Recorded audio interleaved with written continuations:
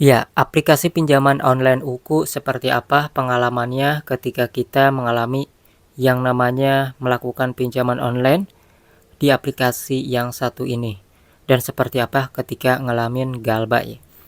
Oke, teman-teman perlu tahu bahwasanya aplikasi pinjaman online Uku ini adalah aplikasi pinjaman online resmi OJK dan di sini untuk penggunanya juga sudah banyak di atas 10 juta pengguna. Aplikasi ini besutan PT Teknologi Merlin Sejahtera dan limit yang disediakan hingga maksimal 30 juta. Sebelum kita membahas galbainya, di sini teman-teman perlu ketahui bahwasanya aplikasi Uku ini itu ada kekurangan dan kelebihannya. Yang pertama, kelebihannya ketika kita misalnya punya utang di aplikasi Uku ini belum lunas gitu ya, belum lunas dan belum kita penuhi ya tagihan totalnya. Jadi misalnya kita masih punya cicilan yang 4 bulan lagi belum dilunasi di Uku, ternyata kita masih bisa mengajukan pinjaman online di aplikasi yang satu ini. Tapi di sini juga tentunya teman-teman perlu kalian ketahui bahwasanya biaya potongannya, biaya adminnya di sini lumayan cukup besar. Aplikasi ini untuk bunga tahunannya maksimal 25,5%. Tapi yang menjadi masalah adalah biaya adminnya yang terkadang potongan di awal itu tagihan awal akan lebih besar. Jadi itu dari pinjaman Uku ya kurang lebihnya.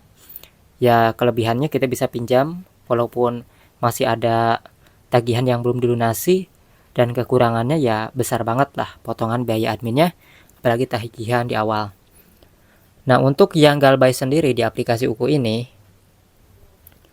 banyak sekali orang-orang yang mengatakan bahwasanya aplikasi ini sudah ada DC lapangannya namun belum merata gitu ya, masih random. Di Jabodetabek pun masih random dan tidak begitu banyak. Namun yang pasti aplikasi ini biasanya datang itu ketika kita nominalnya itu udah lumayan besar dan lumayan lama dan termasuk ke prioritas. Jadi tidak semua orang yang mengalami gagal bayar di aplikasi Uku ini itu didatangi oleh DC lapangan.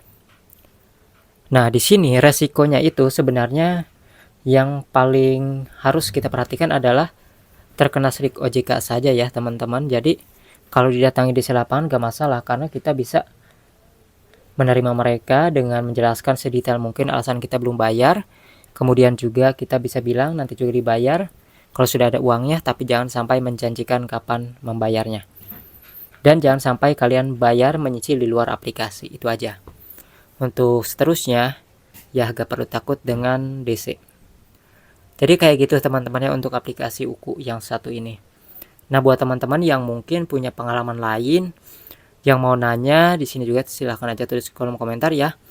Yang pasti banyak banget orang-orang sudah melakukan pinjaman online di aplikasi Uku yang satu ini karena aplikasi ini juga ya sudah resmi.